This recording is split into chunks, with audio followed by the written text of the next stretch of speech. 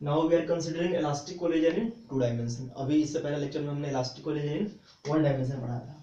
तो यहाँ पे हम ये कंसिडर कर रहे हैं कि this m1 mass is initially velocity moving with velocity u1, और कोई m2 मास है जो यहाँ पे एट रेस्ट पे है, एट रेस्ट। तो हम डिस्कस करने जा रहे हैं इलास्टिक कोलिजन इन 2 डायमेंशन। जैसे कि मैंने आपको बताया था कि हेड ऑन कोलिजन में और ऑब्लिक कोलिजन में ये डिफरेंस है कि हेड ऑन कोलिजन में the path before collision and path after collision same होता है, जबकि ऑब्लिक कोलिजन में डिफरेंट होता है।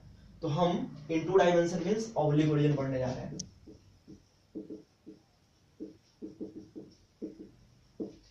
तो वैसे कंसीडर करते हैं कि आफ्टर कोलाइडिंग हमारा m1 मास v1 वेलोसिटी से इस डायरेक्शन में जाने लगा, हमारा जो m2 मास है ये कोलिजन के बाद v2 वेलोसिटी से जाने लगा, और ये जो एंगल θ1 एंड θ2 बना रहा है। तो अगर ये यहाँ पर θ1 बना रहे हैं तो यहाँ भी θ2 ही होगा आपका।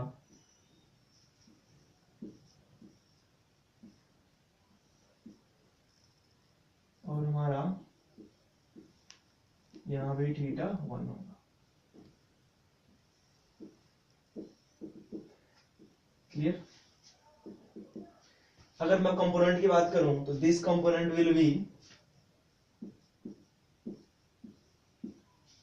v2 cos theta, this will be v2 sin theta, this will be v1 cos theta, and this will be v1 sin theta. Clear? Now we are going to applying the conservation of momentum principle.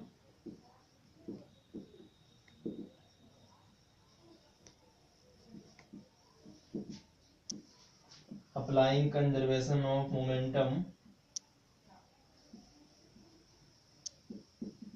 along x axis. तो x axis में initial momentum हमारे पास है m1 u1, final momentum हमारे पास m1 v1 cos θ1 plus m2 v2 cos θ2, क्योंकि यहाँ पे हमारा वेलोसिटी v2 cos θ2 है, m2 वाले का m1 वाले की वेलोसिटी v1 cos θ1 है। उसके बाद हम conservation momentum along y axis लगाएंगे। अब लिखोगे applying conservation momentum along y axis. तो y एक्सिस में इनिशियली कोई मोमेंटम नहीं है आपका, तो आप इनिशियल 0 लिखोगे, फाइनल लिखोगे m1 v1 sin θ1 minus m2 v2 sin θ2। हमने यहाँ पे माइनस साइन इसलिए लिया है क्योंकि डायरेक्शन जो है अपोजिट है, आप अपवर्ड को पॉजिटिव मान रहे हो, डाउनवर्ड को नेगेटिव मान रहे हो। अगर मैं काइनेटिक एनर्जी की बात करूं, as kinetic energy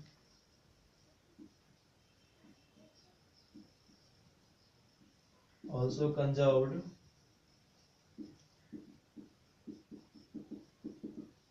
then this will be initial हमारा है हाफ m1 u1 का स्क्वायर, फाइनल है हमारा हाफ m1 u1 का square plus half m2 v2 का square.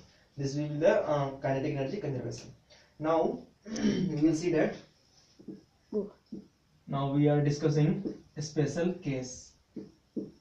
The first one is पहला कंडीशन है आपका कि θ1 equal to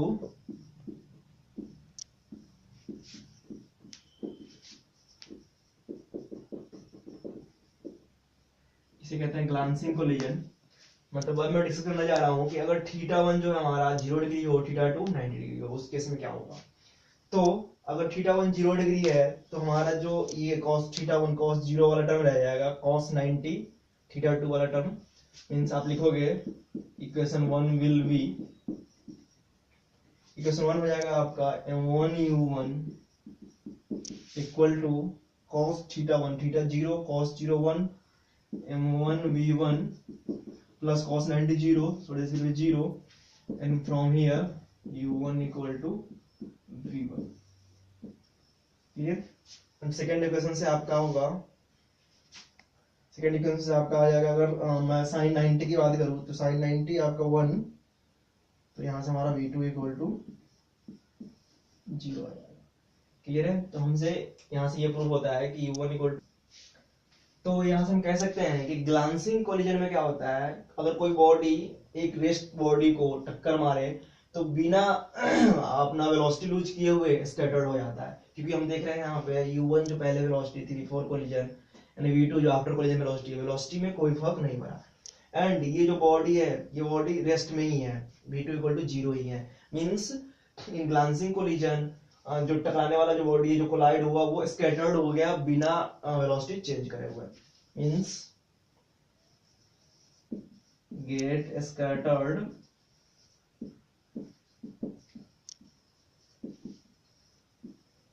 without changing the velocity, बिना वेलोसिटी चेंज किए हुए स्कैटर्ड हो गया। सेकेंड केस हम डिस्कस करने जा रहे हैं।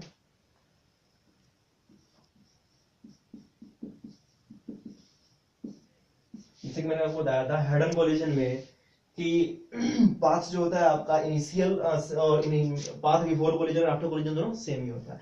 हम यहाँ पे ये डिस्कस करने जा रहे हैं कि एक एंगल जो है आपका जो स्कैटर्ड हुआ है ये θ2,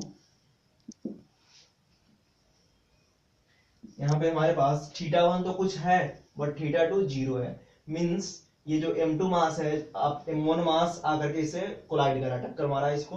अब M2 जो है ये M1 मास के रास्ते पे ही चलने लगा, जिस रास्ते से M1 आया था उसी रास्ते पे M2 चलने लगा। मींस θ2 हमारा 0 डिग्री कंसीडर कर रहे हैं हम। ये केस है हमारा हेड ऑन कोलिजन का।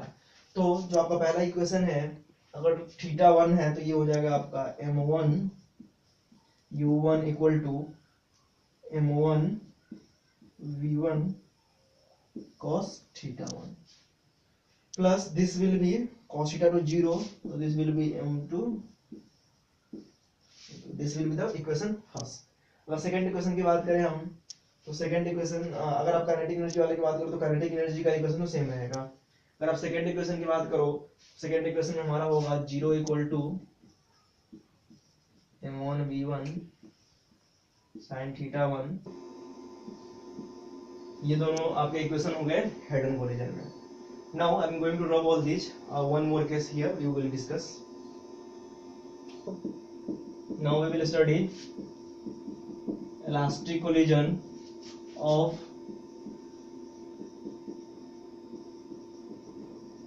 two particles of same mass. Means अगर ये दोनों मास सेम हो उस केस में क्या होगा ये हम पढ़ेंगे। तो हमारा जो पहला इक्वेशन है इक्वेशन 1 दैट विल बी, अगर आप यहां से m लो तो m u1 equal to m v1 cos θ1 plus m v2 cos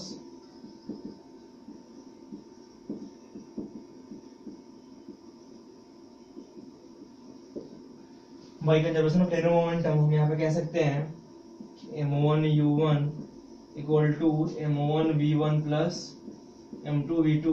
और अगर मास सेम है, if m1 equal to m2 then आप m से m कैंसिल हो जाएगा हमारा और यहाँ पे वैल्यू हो जाएगा u1 equal to v1 plus v2। अगर मैं कंजर्वेशन काइनेटिक एनर्जी की बात करूं तो फ्रॉम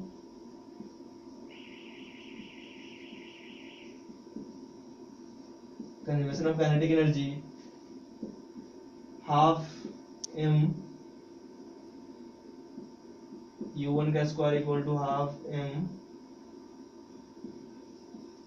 v1 का square plus half m v2 का स्क्वायर, और m से m कैंसिल हो जाएगा हमारा।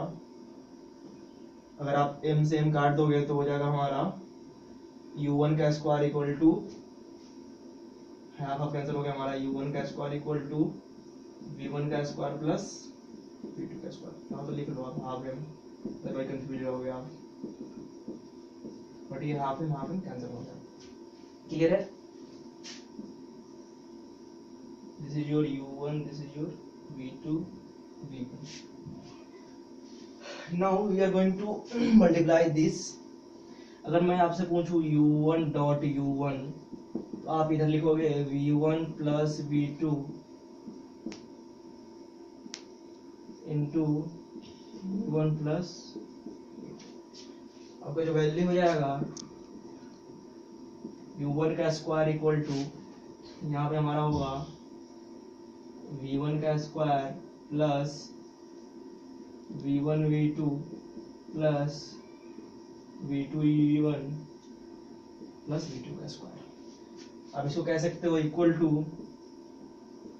v1 का square plus 2 v1 v2 plus v2 का स्क्वायर। अब यहाँ से आपका होगा, हो गया। अब यहाँ से हमारा v1 square plus v2 square की जो वैल्यू है हमारे पास, तो v1 square plus v2 square की वैल्यू, इसकी वैल्यू हम पुट करेंगे यहाँ से, this will B u1 square. तो यहाँ से आप कह सकते हो u1 स्क्वायर इक्वल टू, इसकी वैल्यू पुट करोगे आप u1 square plus 2 v1 into v2, cancel हो गया। यहाँ से हमारे पास आया 2 v1 v2 इक्वल टू 0।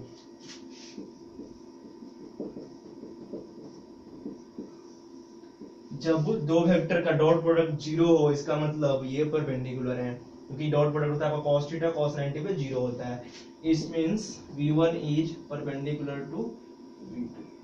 तो इससे हमें ये पता लगता है कि अगर ये दो इक्वल मास हैं और आपने कोलिजन करवाया है, elastic collision of two particle of same mass, then ये दोनों एक दूसरे के परपेंडिकुलर पे मूव करेंगे एंड एक दोनों पे परपेंडिकुलर का एंगल बनाएंगे। ये जो एंगल होगा आपका ये π/2 का होगा, 90 डिग्री का होगा। ये प्रूव करना आता है। आपको अगर क्वेश्चन पूछ दिया जाए कि elastic collision of two particle of same mass हो रहा हो तो क्या एंगल होगा, then angle will be 90 degree perpendicular. This was all about elastic collision in two dimensions. Now we will study inelastic collision. Perfectly inelastic collision में बताया था आपको कि after collision both move with a common velocity. तो हम यहाँ पे consider करते हैं कोई m1 मास है जो इनिशियली u1 वेलोसिटी से मूव कर रहा है, ये कोई m2 मास है जो u2 equal to 0 means rest पे है, and after collision m1 and m2 both moving with a common velocity v. Then अगर आप कंजर्वेशन मोमेंटम अप्लाई करो तो आप कह सकते हो यहाँ से अप्लाइंग कंजर्वेशन ऑफ मोमेंटम, आप इसको शॉर्ट में COM भी लिख सकते हो। इनिशियल हमारे पास है m1 u1 प्लस ये 0 है हमारा, फाइनल है हमारा m1 plus m2 into v। अगर यहाँ से आप वेलोसिटी निकालोगे तो velocity will be m1 upon m1 plus m2 times u1। This will B velocity after collision. अब अगर मैं यहाँ से काइनेटिक एनर्जी की बात करूं, हम अब लॉस इन काइनेटिक एनर्जी निकालना चाह रहे हैं, तो डेल्टा के इक्वल टू के इनिशियल माइनस के फाइनल। तो हमारा के इनिशियल था हाफ m1 u1 का स्क्वायर माइनस हमारे पास के फाइनल है half m1 plus m2 v square. v में आप यहाँ पे इसकी वैल्यू पुट करेंगे तो दिस विल बी, क्वेश्चन 1 से पुट करेंगे आप v की value, this will be half m1 u1 का square minus half m1 plus m2 v का स्क्वायर पुट करोगे आप तो यहाँ पे हो जाएगा आपका m square u square upon m1 plus m2 का होल स्क्वायर। हमने v स्क्वायर यहाँ पे v के जगह पे वैल्यू पुट कर दी, एंड दिस विल बी, आप यहीं पे लिख लो, आपका m1 प्लस m2 से एक पावर कैंसिल हो जाएगा, this will be half m1 u1 का स्क्वायर माइनस 1/2 m1, हमारे पास ये u1 था, अपॉन m1 प्लस m2 का स्क्वायर। अब आप यहाँ से हाफ m1 यहाँ भी है हमारे पास, u1 का स्क्वायर कॉमन ले सकते हो। तो अगर मैं यहाँ से कॉमन लूं, अगर मैं half m1 square u1 square common ले लूं तो this will B this 1 minus यहाँ से हमारे पास बच जाएगा u1 अपॉन, नीचे हमारे पास बचेगा m1 प्लस,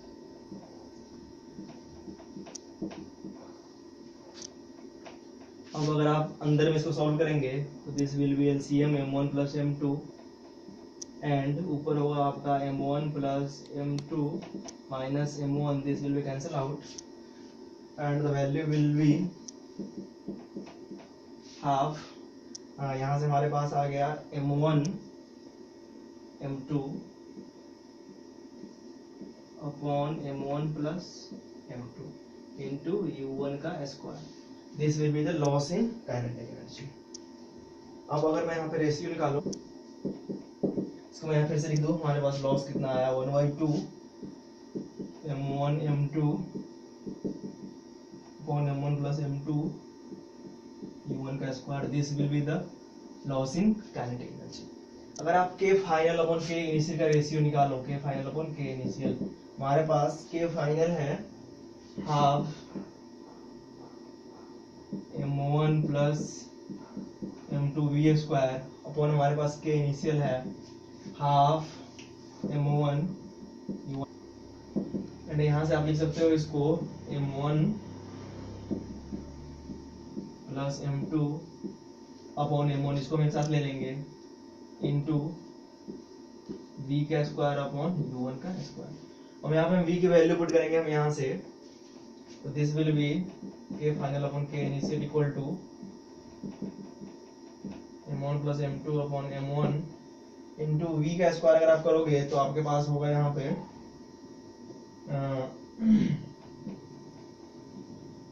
हमारा यहाँ से था m1 था शायद यहाँ पे, हाँ m1 का स्क्वायर u1 का square upon m1 plus m2 का स्क्वायर इंटू ये हमारे पास 1/u1 का square, this will be cancel out. यहाँ से m1 का m1 चला गया, तो आपके पास यहाँ से आएगा k final upon k initial equal,